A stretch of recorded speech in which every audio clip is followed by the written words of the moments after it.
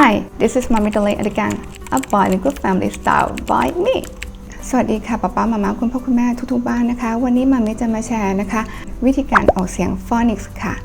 มีป๊าป๊ามาม่าคุณพ่อคุณแม่หลายๆบ้านนะคะสงสัยว่า Phonics คืออะไร Phonics คืออะไร Phonics นะคะเป็นการสอนให้คนตัวเล็กอ่านได้คล่องขึ้นอ่านได้ดีขึ้นนะคะเช่นคำว่า cat แทนที่จะสะกดว่า cat cat แมวให้สะกดไปเลยค่ะว่า cat แมวซึ่งจะได้พูดในพาร์ทต่อไปนะคะว่า Phonics คืออะไรและมีประโยชน์อย่างไรและทำไมป๊าป๊ามาม่าคุณพ่อคุณแม่ควรจะสอนลูกน้อยเกี่ยวกับ Phonics นะคะวันนี้ครูตุ๊กตาจะมาแชร์นะคะวิธีการออกเสียง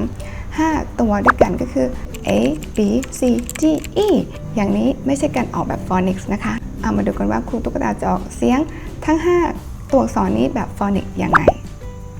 Phonics Sound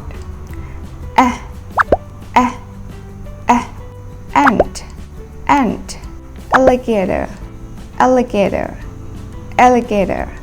bat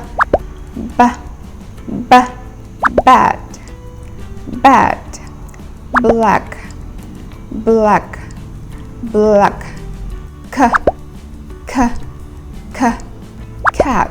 cat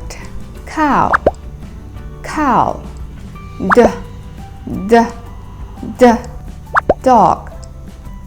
dog dinosaur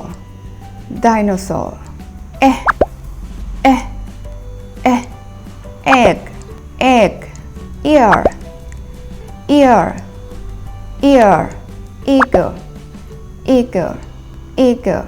ส่วนตัวอื่นคุณครูตุ๊กตาจะเข้ามาแชร์ในวิดีโอคลิปถัดไปนะคะติดตามกันด้วยนะอย่าลืมกด See First เป็นกระดิ่งเพื่อไม่ให้พลาดในการแจ้งเตือนวิดีโอดีๆเหล่านี้นะแล้วเจอกันนะบ๊ายบาย